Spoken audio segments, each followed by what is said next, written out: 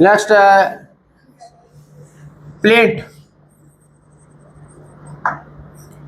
What is plaint? CPC में order 7 है, order 7 में प्लेंट दर्ज की। ये सिविल मुकदमे की शुरुआत है। प्लेंट, सिविल मुकदमे की शुरुआत प्लेंट से ही होती है कोर्ट में। तो प्लेंट में होता क्या है? ये एक रिटन डॉक्यूमेंट है,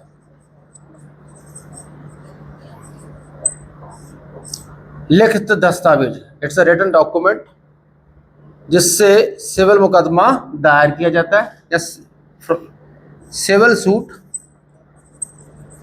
इज इंस्टीट्यूटेड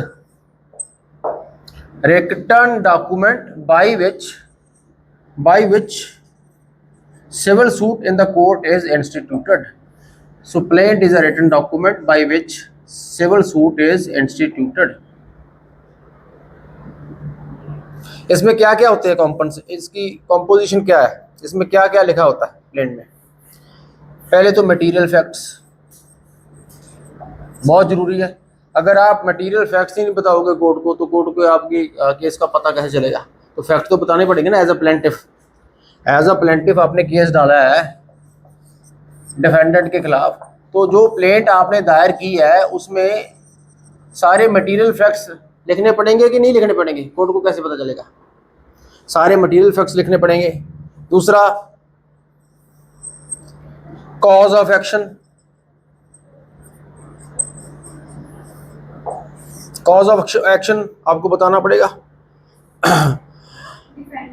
कारण क्या है, आपने कार्रवाई क्यों आपने क्यों कार्रवाई की है? ये आपने प्लेंट सिविल सूट क्यों डाला है, उसका क्या कारण है? तो वो कारण जरूर बताना पड़ेगा, कॉज ऑफ एक्शन। अगर कारण ही पता होगा कोर्ट को तो फिर कैसे चलेगा काम? तो material facts, cause of action. तीसरा है रिलीफ क्लेम्ड। क्या रिलीफ मांग रहे हो आप? एंड में आप रिलीफ क्यों मांग रहे हो कोर्ट से? बिना रिलीफ मांगे आपको कोई रिलीफ नहीं मिलेगी। कोर्ट से बिना रिलीफ मांगे आपको कोर्ट अपने आप कोई भी रिलीफ नहीं देगी, आपको रिलीफ मांगनी पड़ेगी। मांग क्या रखी है आपने कोर्ट में, एंड में बताना पड़ेगा, प्लेंट में बताना पड़ेगा। ठीक है, तो राहत आपको मांग, ये राहत है। रिलीफ क्लेम मतलब आपने क्या राहत मांगी। और चौथा, मुफ्त में तो प्लेंट डलेगी नहीं, कोर्ट फीस तो देनी पड़ेगी। सरकारी फीस जो होती है, टिकटें वगैरह तो लगेगी ना। आपने कोर्ट गए हो आप कभी? अभी आप चलो एलएलबी की तैयारी कर रहे हो एंट्रेंस की, लेकिन जब आप कोर्ट में जाओगे तो आपको पता चलेगा कि हर एक मुकदमे की खास फीस निश्चित की गई है। ठीक है, तो स्टेट के खजाने में जाता है वो पैसा। ठीक है, तो वो स्टेट फीस है या कोर्ट फीस है? वो कोर्ट फीस लगेगी अकॉर्डिंग टू द केस। वो कोर्ट फीस एक्ट है एक, उसमें सारी कोर्ट फीस के बारे में बताया है। तो this is known as plaint.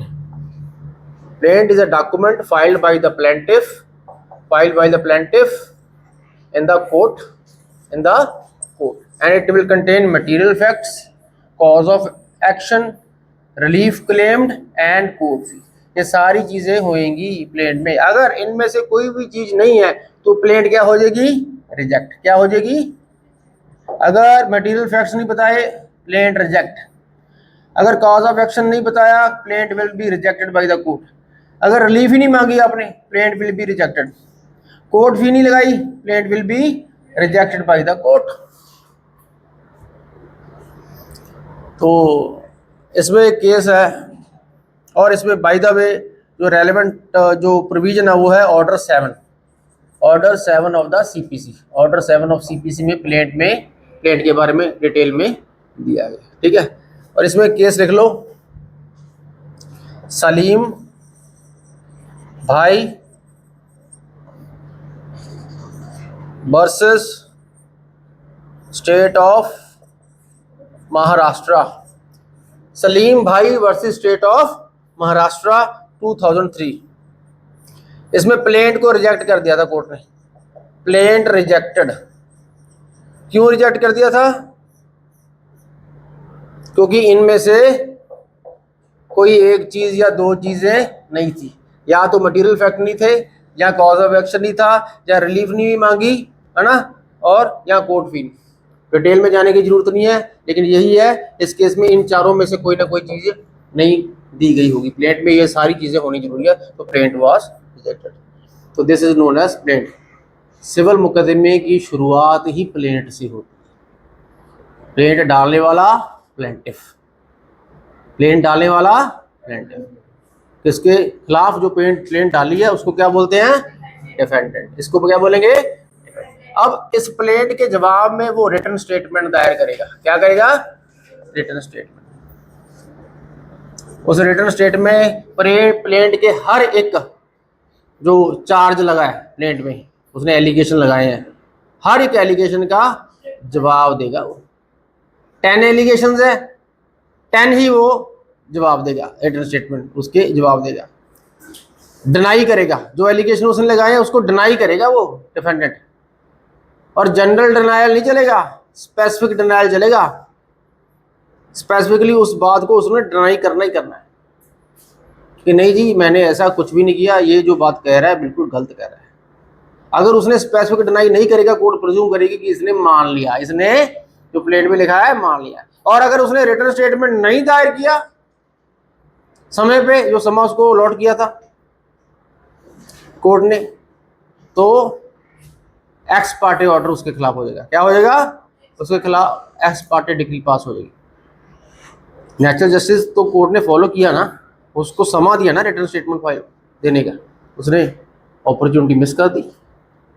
अब कितने दिन तारीख चलेगी, तो कोर्ट उसके खिलाफ एक्स पार्टे ऑर्डर पास करके और उस केस में प्लेंटिफ उस केस को जीत जाएगा। पता लग गया? तो the defendant has to file the written statement within the time given by the court। Clear होगी बात? नेक्स्ट।